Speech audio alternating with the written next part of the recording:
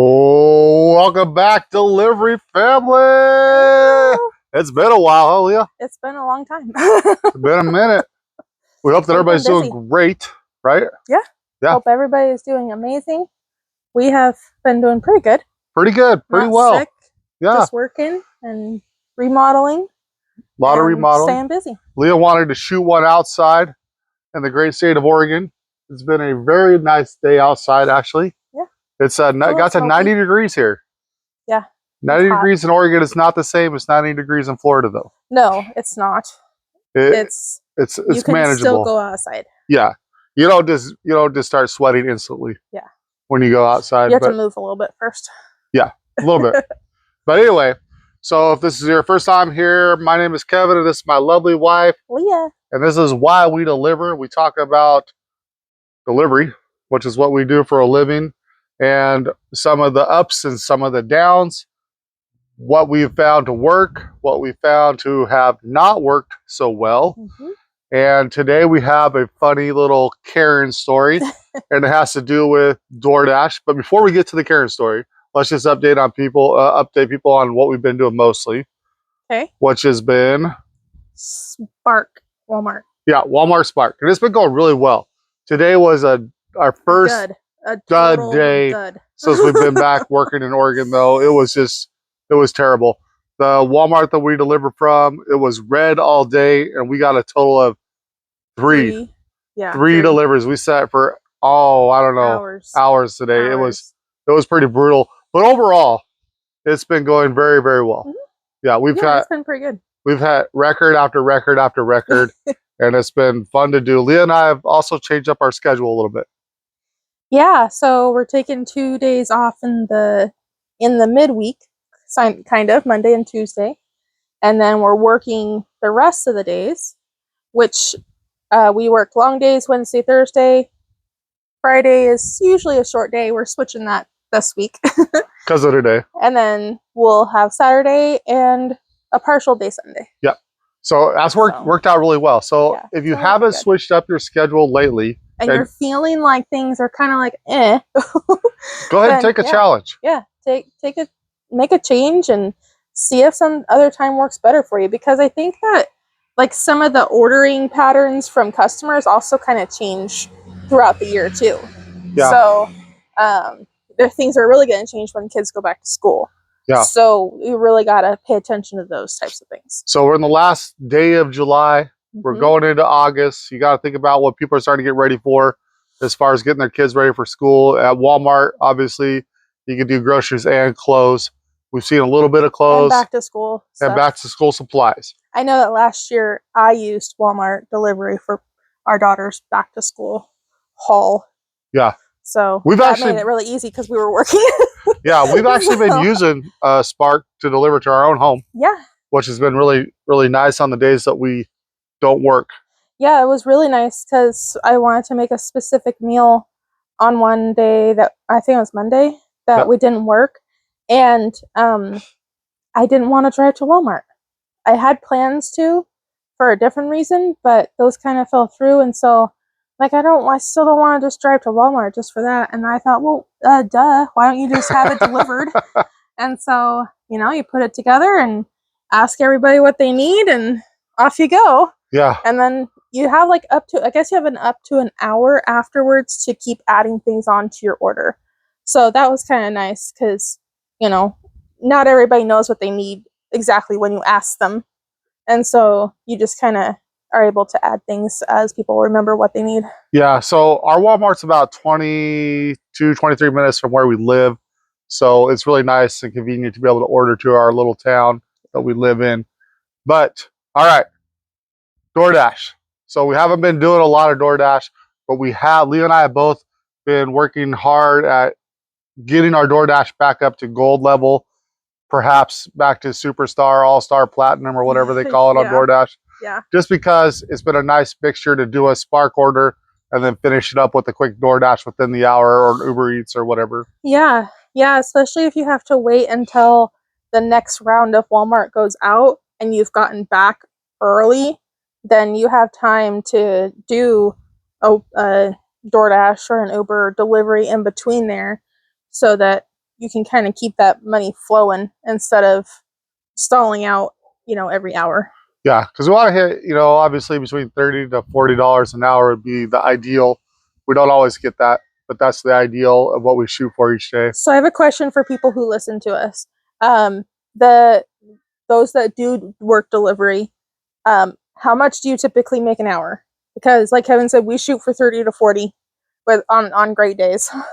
But I heard I heard someone bragging a while back about how they usually make $70 to $80 an hour doing these things because they probably have multiple phones going and they probably are late to all of their deliveries and things like that. And so I just want to know, how much everybody makes, or how much do you think you make kind of an hour?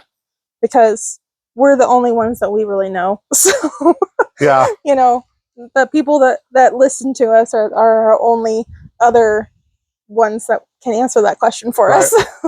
So it's good to have your goals, good to set your goals each day. We definitely don't run multiple Walmart apps. You can get in serious trouble if they actually catch you doing that. Yeah. But anyway. I haven't seen anybody here doing that. No, I haven't either. I did in Florida, but not here. Yeah. Okay, so let's get to our DoorDash story. So let me lay the groundwork. We were in between orders. In between Walmart orders. Walmart orders. So we took what we have out here is a Safeway. It's kind of like Publix, but not as nearly as big as a Publix.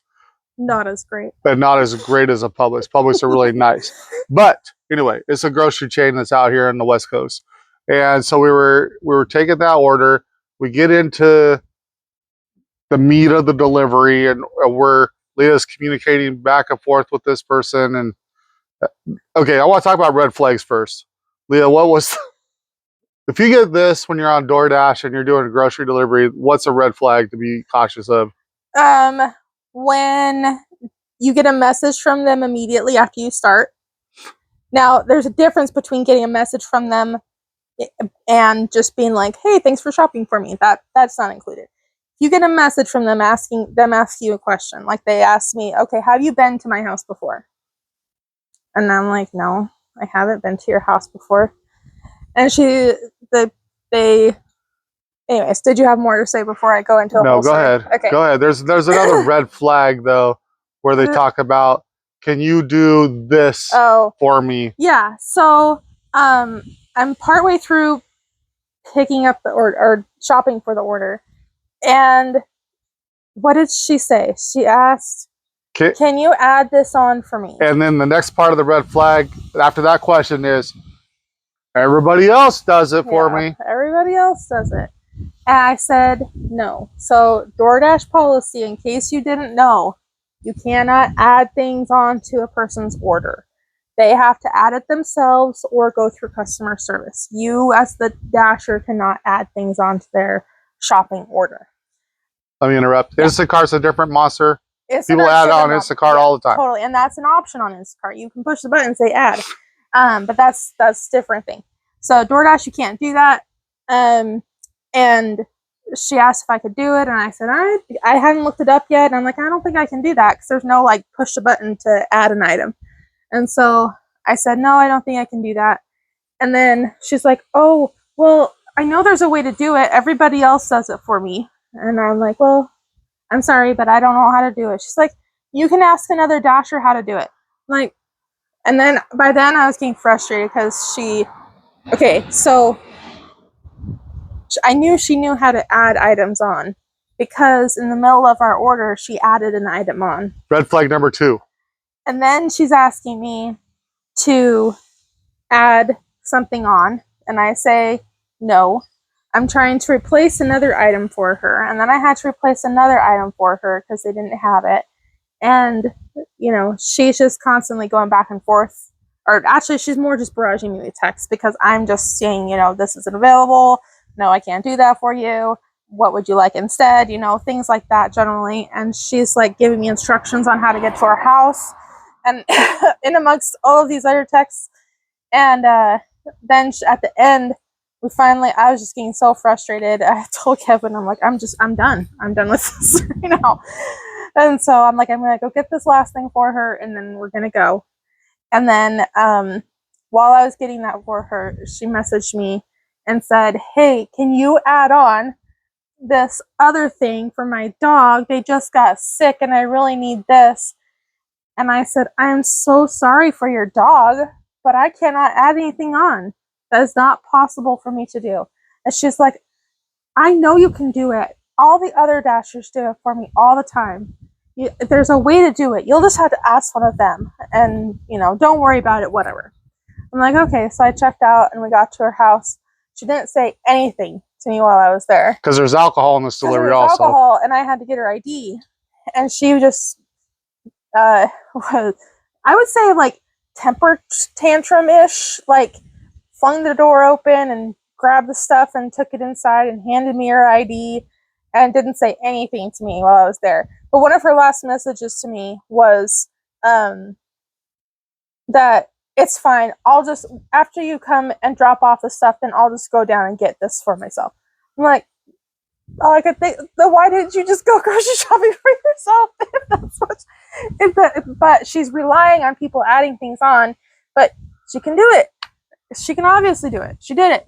I have proof that she did it during the order. But then, so we go through all this. We're all frustrated. Every single one of us. I'm like, Leah, you need to get on and tell support right now that, hey, this happened, and this happened. So we go through all this frustration for like 45 minutes. And then 15 minutes after that, we're moved on, doing something else. And I get a ding, ding, ding on my phone that says, she added $5 to my tip. I'm like, you've got to be kidding me right now. I was expecting 1 star. This is like this huge terrible stuff conundrum of a person right here. Yeah. So I don't know. Maybe I don't know. Got issues. Maybe she just had some remorse with her attitude. Maybe. Which all of us, let's be honest, all of us have a bad attitude one time or another. But I mean, honestly, if you look it up, no matter where you look it up online, it says that on DoorDash, a shopper cannot add items. No, yeah, your shopper, yeah. A shopper, while they're shopping for you, cannot add items. So who knows what the thought process behind the additional was? I don't know, but it was quite the experience. It was kind of annoying, but Leah and I are trying hard to just put these annoying experiences behind, and we like to share them, but we do put them behind us and move on. She's probably one that we wouldn't take again. So red flags though.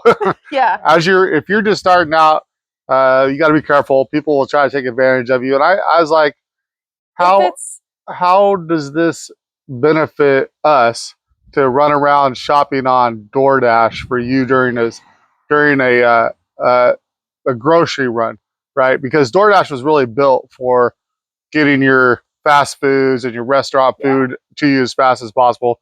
Not going in and buying the groceries. They just added that stuff on not that long ago. Well, and for those who are newer to this industry, think about it okay, if someone messages you like that and asks you to do something, you don't know if it's something you can do or not. Go through your app. If you go into the menu, is it a readily available option? Is it something that, maybe if you have to Google it, okay, Google, can I do this? If it doesn't just gives you automatic instructions, then 99.9% of the time it's not something that you can do. So you have to stand your ground. I mean, you have to remember that this is, I think my words to Kevin were that I wasn't, I'm not risking my income to appease somebody breaking policies of these companies.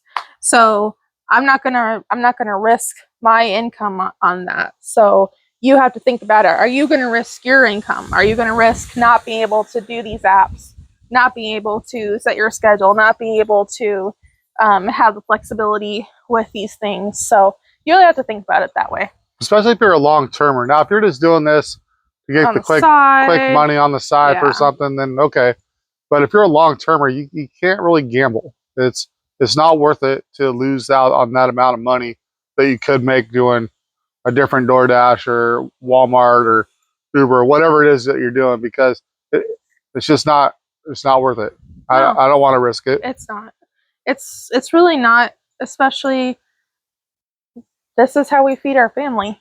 Yeah. So, you know, why would you risk not being able to do that if this is your full-time income?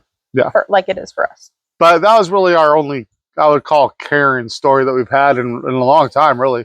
Walmart Spark has been kicking butt for us, and we've really been enjoying it. We deliver groceries all over, probably a 25-mile radius of where we live right now, which I know for you guys on the East Coast, you're like, what the heck you guys driving 25 miles for? And even people up north from us they don't want to do it.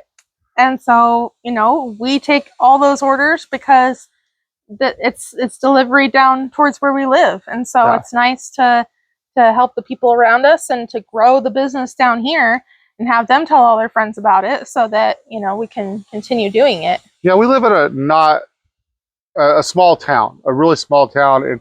And for them to be able, especially the older folks down here and the people with disabilities, to be able to order something from Cottage Grove and not try to have to get out the door. You know, Cottage Grove is where we deliver from sometimes.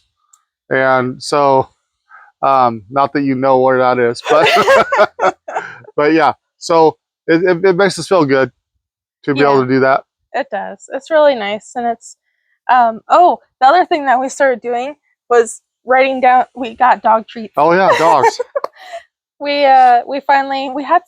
went to a house the other day, and the lady said, oh, the delivery person I usually have brings treats for my dogs, because all 3 of her dogs were out there just ready to say hi. And I didn't have anything. And so the other day we were out shopping and I got a box of dog treats. And so yesterday we started our dog treat giving out, and it went well. It did go really well. Yeah. Well, the first dog was right at my door, so that was a little bit easier. But then the second 2 were together in a pen, and Kevin was like, you need to go give them dog treats. Well, I asked the homeowner first. You did. Yeah. So we asked them. I said, hey, can we give a treat to your dogs? And she's like, oh yeah, definitely. And so she walked us over there and we said hi to them. Their names are Hank and Spur. Yep. And we gave them dog treats, and I started writing down their names and kind of where they are, because it's just nice. Like we found in Florida, like if we go to the same houses a lot, they have, you know, they talk to their dogs and they, you know, hey dogs, get out of the way, you know, type thing. And, you know, it's just nice to, you know, I greet the homeowners by their names. And so it's nice to remember them and remember their animals. And I think that makes them more personable. So, yeah. And that might even help on a tip once in a while. You never know.